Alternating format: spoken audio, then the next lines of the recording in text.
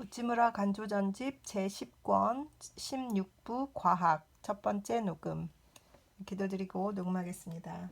주님 은혜를 진심으로 감사드립니다. 좋은 책을 읽고 있습니다. 많은 질문을 받고 있고 많은 대답을 찾기 위해서 고민하게 됩니다. 자신을 돌아보게 되고 비추어 보게 되고 신앙의 길을 찾기 위해서 애쓰게 됩니다. 감사를 드립니다. 이제 오늘 또 리딩을 통해서 우찌무라 선생님이 늘 강조하시는 자연을 통해서 주님을 이해하는 것, 자연을 통해서 하나님을 찾아내는 것, 이런 것들이 아닐까 기대하고 읽으려고 합니다. 귀한 리딩 아까워서 리딩하고 유튜브에 올리고 있습니다. 한 분의 형제, 한 분의 자매에게 도움이 되는 리딩이기를 간절히 바라고 기도드립니다. 또 이것이 조금이라도 더 퍼져서 필요하신 분들이 듣고 그들의 삶이 더 풍요로워졌으면 좋겠습니다. 신앙이 활발해졌으면 좋겠습니다. 주님께서 인도하여 주시옵시고 주님이 선택하신 백성들이 이 귀하신 우찌무라 간조의 사상을 더 많이 이해할 수 있도록 인도하여 주시옵소서. 감사드리며 고마우신 우리 주 그리스도 예수님 이름 받들어 기도드립니다. 아멘. 과학과 종교. 하늘의 새와 들의 백합화. 영국 북쪽의 에버레인의 철학자인 알렉산더 베인은 물체는 몸과 영의 두 가지 질을 띤 것이라고 했다. 이 설의 가부는 철학상의 싸움터에서 아직 결판이 나지 않았다고는 하나 우리 기독교인의 입장에서는 크게 활용할 설이 아닌가 생각된다. 즉, 우주의 물체를 보는 데 있어서 겨우 체질, 즉 색이나 모양이나 양 등만을 연구하고 그것을 영질상으로 연구하지 않는다면 그것은 하나를 알고 둘을 모르는 사람이다. 세상에는 이따금 유물론을 주장하고 영의 질은 도외시하는 사람이 있지만 베인은 물질에는 양질이 있다고 말했다. 다만 한 면만을 보고 만족하는 것은 편견이다. 편견은 베인도 싫어하는 바다. 오늘은 비기독교이나 유물론자에게 공격의 총구를 돌릴 때가 아니다. 오늘은 우리가 하늘 아버지 안에서 한 몸이 되어 여기에 모였으니 나는 여러분에게 하나님의 창조의 오묘함을 연구하는 적절한 방법을 보여드리려고 한다. 여기 두 왕자가 있다. 그 아버지가 어릴 적에 돌아가셔서 두 왕자에게 맡겼다. 왕자는 그 아버지를 잊었다. 장성하자 그 세자부 괄호 열고 왕세자의 스승 괄호 닫고 와 함께 옛날에 아버지가 두 아들을 위해서 만들어 놓았던 궁전에 이르렀다. 한눈에 그것의 찬란함과 아름다움을 알았다. 문을 열고 들어가서 보니 그 아름답고 미묘함은 놀라웠다. 그래서 두 왕자가 그 미묘함에 놀라며 점점 더 깊이 들어가니 들어감에 따라 더 아름다웠다.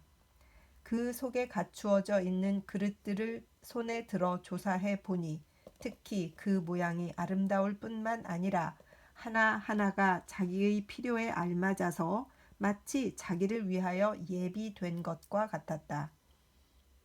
그래서 오래도록 놀라는 것이었다. 세자부에게 묻기를 어떻게 이런 일이 있을 수 있느냐고 했다. 세자부는 대답하지 않았다. 곧 한 책을 손에 들고 말하기를 바라옵건대 왕자님은 이것을 숙독하십시오 라고 했다. 장자가 그 책을 서너 번 읽더니 비로소 누가 자기를 위해서 그렇게도 아름답고 교묘한 궁전을 만들었는지를 알았다. 즉 그의 아버지가 아들을 몹시 사랑하여 미리 그에게 줄 궁전을 예비한 것이다. 왕자는 책을 읽자 아버지의 사랑을 깨닫고 궁전을 보니 더욱 그 사랑의 깊음을 알고 깊이 마음에 새겼다. 즉 말하기를 믿음으로 우리는 이 궁전이 아버지가 나를 위해서 만드셨음을 깨닫는다. 히브리서 11장 3절. 그때부터 왕자는 궁전으로 들어갈 때마다 아버지의 은총을 생각하고 궁전 안의 기구가 하나도 아버지의 사랑을 나타내지 않은 것이 없음을 알았다. 그래서 늘 기쁨으로 아버지의 솜씨를 연구했다. 둘째 아들은 그렇지 않았다.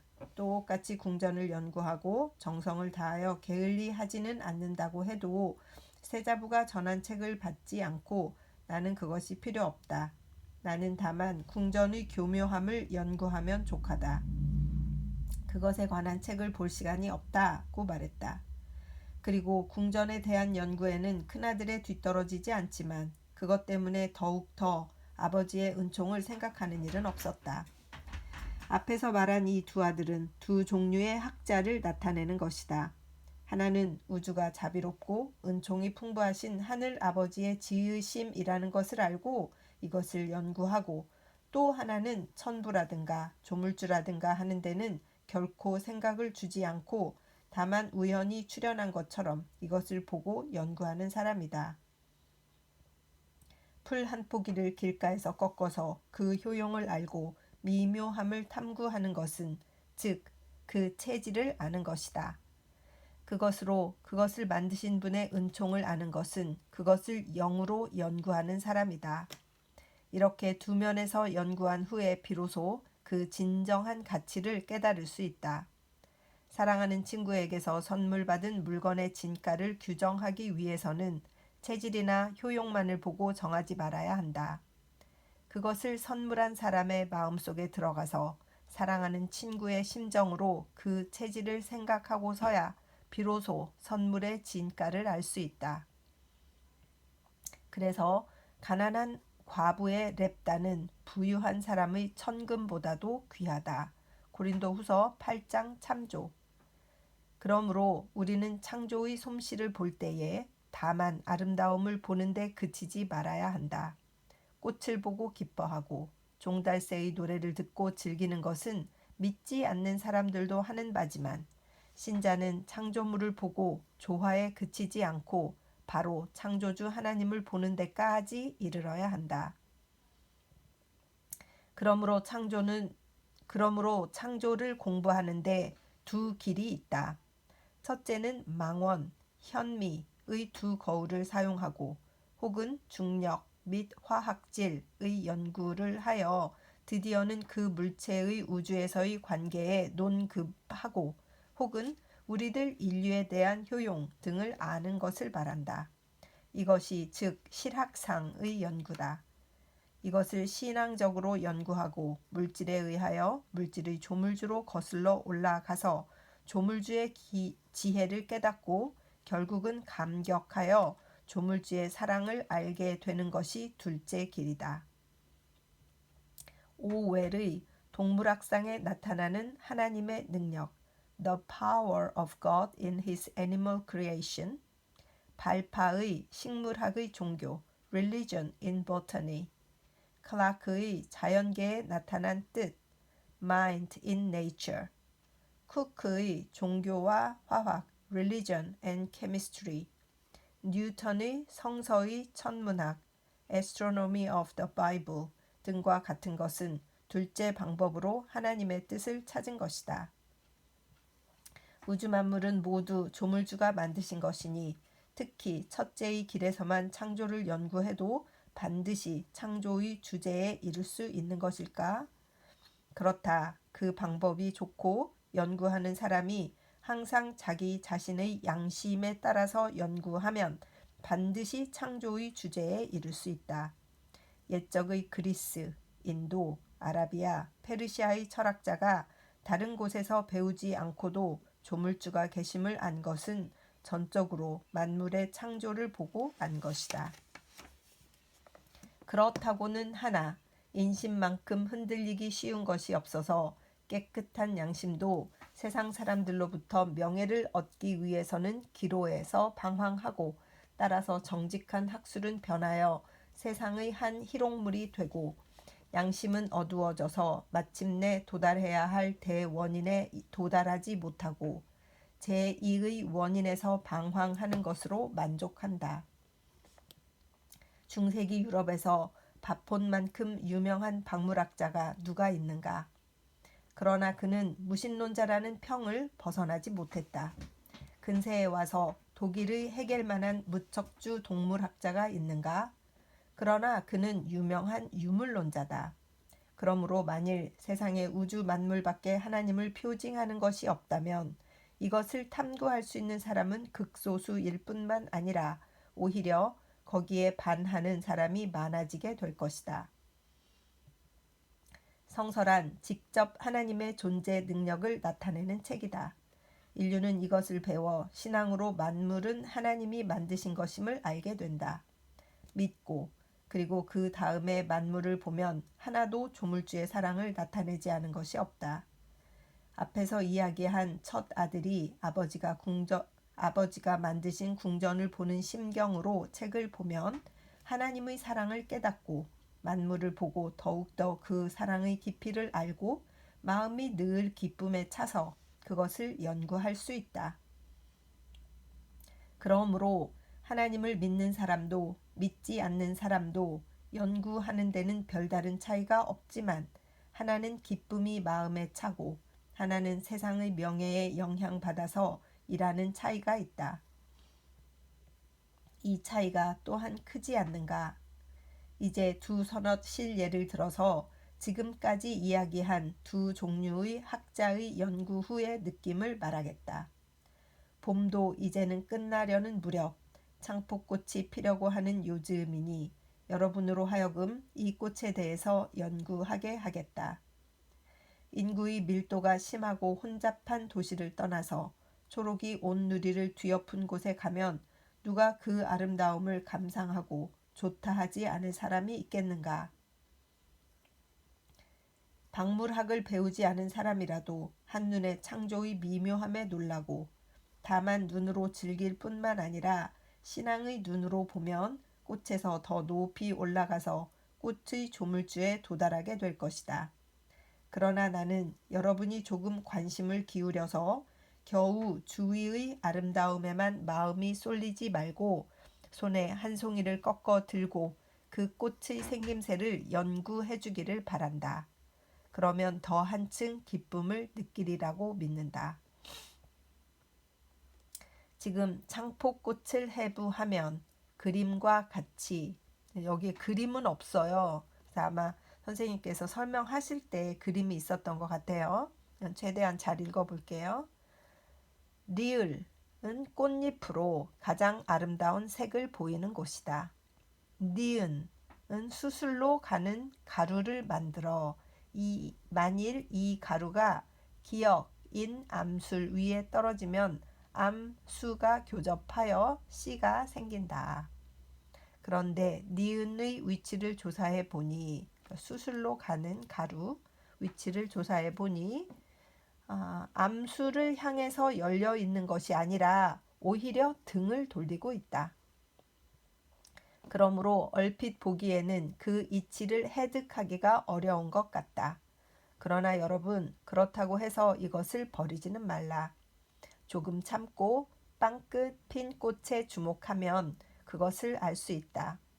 꿀벌 한 마리가 꿀을 찾아서 그 꽃으로 왔을 때 반드시 리을 꽃잎에 앉아서 그 내부에 면한 단처럼 생긴 것 위를 건너서 디귿에 있는 꿀단지에 도달하는데 반드시 니은인 수술을 건들지 않을 수 없다.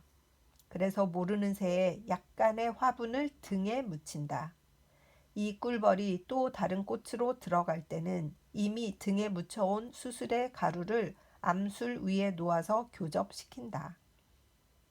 이렇게 해서 한 꽃의 수술 가루를 다른 암술에 묻혀서 완접한 교접을 이룰 수 있다. 왜 자기의 수술 가루를 암술에 교접시키지 않는가 하고 묻는 사람이 있다. 거의 동식물의 구별 없이 동체 또는 근친의 암수가 서로 합할 때 생기는 씨는 극히 허약하고 몇 대가 내려가면 결국 그 종족은 감소하여 끊어지게 된다. 실제로 인간 사회에서도 친척끼리 혼인을 하지 않는 것을 보아도 알 수 있다.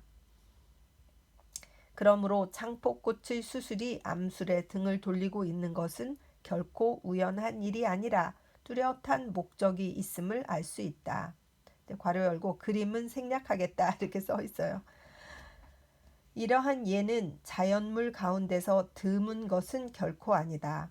여러분이 만일 세밀한 것을 알기를 원한다면 다윈의 책을 숙독하라. 눈을 돌이켜 동물부에 들어가면 또한 자연물의 미묘함이 보이지 않는 곳이 없다. 나는 어느 것을 택하여 여러분에게 보여드려야 할지 모르겠다. 나의 제목이 꽃과 새이니 이제는 새에 대해서 몇 마디 말하겠다. 여러분은 아는지 모르지만 여러분이 만일 겨울철에 연못에 간다면 연못은 모두 물새로 가득 차고 기러기, 오리, 물오리 등이 그 속을 헤엄치는 매우 아름다운 경치가 펼쳐진다. 그런데 봄이 오고 동풍이 꽃봉우리를 열게 하는 무렵이 되면 점점 그 물새들은 줄어들고 여름에는 거의 자취를 감춘다. 그런데 더운 기운이 가시고 가을이 오면 물새들은 다시 북쪽에서 돌아와서 또 연못 경치를 돋보이게 한다. 물새가 봄이 되면 따뜻한 땅을 떠나고 가을이 오면 다시 돌아오는 것을 보니 이 종류의 새는 해마다 기후의 한란을 따라서 집을 옮기는 모양이다. 이것을 새의 옮겨살이라고 하며 동물학상 제일 중요한 문제다. 지금 도쿄 지방에서 겨울을 지내는 물새가 여름에는 어디까지 옮겨가는가를 연구해 보니 북쪽 캄차카 및 시베리아 변두리까지라고 한다. 북쪽으로 갔던 새는 반드시 가을철에는 원래의 땅으로 돌아온다고 한다. 그리고 북쪽에서 낳은 새끼는 어버이와 함께 돌아오는데 혹은 도중에서 머무는 일이 있다 해도 그 다음 해에는 꼭 부모가 있는 곳으로 돌아온다고 한다. 유럽에 오는 물새는 겨울에는 아프리카의 내륙, 이디오피아의 연못에 사는 것으로 봄철이 되면 북쪽으로 사하라 사막을 통과하고 지중해를 거쳐 유럽 대륙을 남쪽에서 북쪽으로 횡단하고 북해를 뒤로 하여 드디어는 노바야 젬리아 및 스피츠베르겐 섬에 도착하여 거기서 여름철을 보내고 알을 낳고 가을이 오면 또 왔던 길을 그대로 지나 아프리카의 집에 이른다고 한다. 그러므로 1년간의 지구의 둘레 2분의 1의 여행을 하는 것이 된다. 그런데 언제나 길을 잃은 적이 없고 망망한 사막이나 대양을 가로질러 목적지까지 도달하는 것은 숙달된 항해사도 미치지 못할 일이다. 그러므로 어떤 학자는 주장하기를 물새의 뇌에는 자석질을 구비한 기관이 있어서 물새로 하여금 남북의 구별을 알게 하는데 마치 항해하는 사람이 자석을 쓰는 것과 같다고 했다. 그러나 아직도 그 기관을 발견한 비교 해부학자가 있다는 말을 듣지 못했다. 참으로 그 이유를 알기가 힘들다. 여러분은 작년에 쿠크가 와서 일본에서 연설하는 중에 읊은 저 유명한 시인 브라이언트의 물새의 노래를 기억하리라. 나는 지금 다시 이것을 암송하겠다. 1.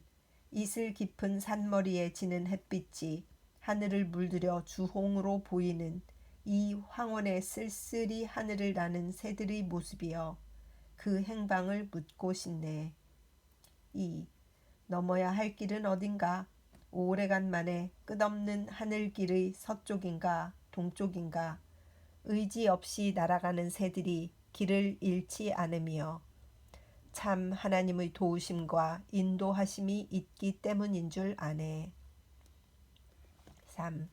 푸른 하늘의 끝에서부터 끝으로 저 새들을 인도하시는 분은 폭풍이 그치지 않는 세상에 혼자 나그네 길을 가는 나도 옳은 길로 이끄시는 여호와 하나님이라고 생각하는 기쁨이여.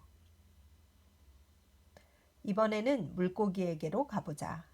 물고기 중에서 인간에게 가장 필요한 것은 연어, 청어, 정어리, 대구, 고등어 등이다. 이들은 1년에 한 번 또는 두세 번씩은 반드시 육지 가까운 해안에 오며 어떤 것은 연어처럼 민물에 거슬러 올라오는 것도 있고 혹은 청어처럼 파도가 거센 암석 주위에 모이는 것도 있다. 모두 인간이 잡기 쉬운 거리에 와서 해마다 어부에게 수만의 불을 주고 있다. 만일 이들 생선이 해안 가까이에 오지 않는다면 결코 사람들이 잡지 못한다.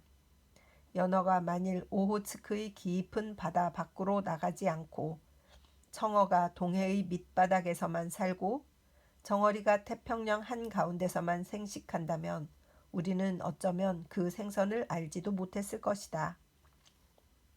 그런데 인류의 힘이 미치지 못하는 곳에서 자라나게 하고 때때로 잡기 쉬운 거리에 옮기도록 하는 것은 이것 역시 하나님께서 그렇게 하게 하는 것이 아니겠는가?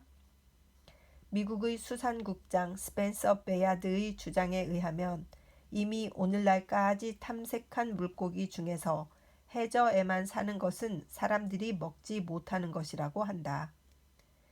이제 다음에 제시하는 실예에 따라서 생각하면 세상의 이른바 무신론자인 사람들이 볼 때에는 겨우 자연은 아름다운 현상이라고 할 정도이지 그 사람의 사상이나 쾌락이 그보다 더 고상한 위치에 올라갈 수는 없다.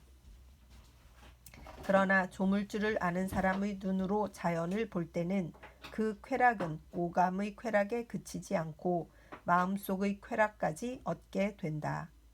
창포꽃의 수술이 암수를 등에 지고 피는 것을 보고 들의 백합화를 보라는 교훈을 얻고 물새의 옮겨살이는 브라이언트의 감명을 일으키고 귀중한 물고기가 해안으로 가까이 오는 것을 보고 조물주가 인류를 먹이시는 깊은 뜻을 깨닫고 무엇을 먹을까, 무엇을 염려하지 말라는 교훈을 얻는다.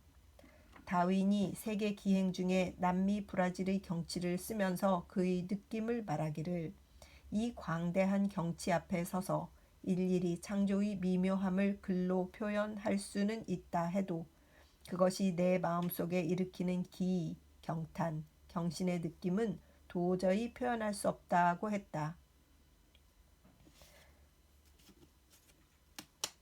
유명한 루이 아가씨는 박물학상의 발견을 할 때마다 감사하는 마음이 가득 차서 신앙이 점점 더 자라난다고 했다. 그러므로 우리 신도들에게 있어서는 창조물을 연구하는 것은 보통 학자가 얻지 못하는 즐거움과 이익이 있는 것이다. 덧붙여서 말하자면 만일 다윈의 진화론이 진실이라 하면 앞에서 말한 예와 같은 것도 결코 놀라운 것이 아니라 모두가 자연의 이치로 해득할 수 있고 조물주의 공덕을 나타내기에 부족하다고 말하는 사람들이 있지만 나는 결코 그렇게 생각하지 않는다. 진화론이 사실이라 해도 결코 조물주의 능력을 감소시키는 것이 아니다. 그러나 지역적인 문제로 들어가면 다시 본지상에서 논할 일이 있어야 하겠다. 하늘의 새를 보고 들의 백합화를 생각하며 내 마음을 위로하고 굳게 할 수 있는 것은 모두가 기독교인의 특별한 권리다. 아버지가 만드신 물건으로 아버지의 미덕을 찬송하고 자신을 위안하는 것은 또한 아버지의 뜻이며 원하시는 바이다. 워즈워드가 말하기를 To the solid ground of nature, trust the mind that builds of A. 사람의 말은 간혹 믿을 수 없고 자기 자신의 생각도 의지할 것이 못되고 마음속에 의혹의 구름이 뒤덮일 때에 움직이지 않을 신앙을 얻으려면 들에 나가서 새들과 꽃들을 보고 맑은 밤하늘을 혼자 쳐다보며 별들을 연구할 때에 누가 신비감이 일어나지 않을 사람이 있겠는가. 깨끗한 마음으로 자연의 오묘함을 생각할 때에 누군들 다윈 같은 느낌이 없겠는가. 바울이 말하기를 사람이 볼 수 없는 하나님의 전능하심과 신성은 피조물에서 창세적부터 깨달을 수 있고 명백하게 알 수 있다고 했다. 창조를 보고 창조의 하나님을 알고 이를 찬송하고 기억하는 것이 인류가 해야 할 일임은 우리 기독교인이 믿는 바이다. 그런데 세상은 때로 이에 반하여 창조를 연구하여 조물주를 인정하지 않을 뿐만 아니라 오히려 없다 하며 또는 이에 대해 욕을 퍼붓기까지 하니 생각이 모자라도 분수가 있지 않은가. 친구로부터 선물을 받고도 다만 그 선물에만 관심을 쏟고 그 친구의 고마움을 느끼지 않을 뿐만 아니라 오히려 선물에 대해서 욕을 한다면 세상은 이 사람을 무엇이라고 말하겠는가? 여러분은 이것을 생각해 보기 바란다. 우리 일본은 남유구로부터 북천도에 이르기까지 기후나 토지의 차이가 심하다. 그래서 여기에서 나는 동식물은 종류가 많고 아름답기로 세계에 유례가 없다. 다음에서 일본에서 볼 수 있는 동식물 수를 말하자면 포유동물 50종, 조류 360종, 어류 600종, 갑개 1400종, 갑충 3000종, 식물 2500종. 그 밖에도 일일이 말할 수 없다. 창조를 연구하려면 일본보다 더 조건이 좋은 나라는 없을 것이다. 우리는 이 아름다운 나라에 태어나서 다행히도 조물주의 자녀의 칭호를 받을 수 있었으며 모든 자녀 중에서도 제일 아름다운 꽃밭 속에 놓인 사람들이니 그 안에 있는 꽃과 새를 연구하여 천부에게 영광을 돌리는 것이 우리들의 할 일이 아니겠는가? 그런데 오늘날 일본에서 이 오묘함을 연구하는 것은 주로 누구인가? 하나님을 아는 사람인가? 알지 못하는 사람인가? 조물주의 자녀인가? 또는 그것을 주인으로 하는 사람인가? 여러분은 이 점을 생각해 주기 바란다. 1883년 6월 6합 잡지. 오늘은 여기까지 하도록 하겠습니다. 잠깐 기도드리고 오늘 리딩을 마치겠습니다. 조금 짧은데 한 스피치이신 것 같아서 여기서 마치려고요. 다음 읽을 때는 조금 길게 읽게 되겠습니다. 기도드리겠습니다. 주님 은혜를 감사드립니다. 하나님 과학에 대해서 노지무라 선생님은 관심이 많으신 분이어서 우리에게 이렇게 귀한 경험을 나누시는 것을 진심으로 감사드립니다. 함께 자연에 대해서 생각할 때에 주님의 귀하신 뜻을 생각하는 귀한 성도들 될 수 있도록 인도하여 주시옵소서. 감사드리며 고마우신 우리 주 그리스도 예수님 이름 받들어 기도드립니다. 아멘.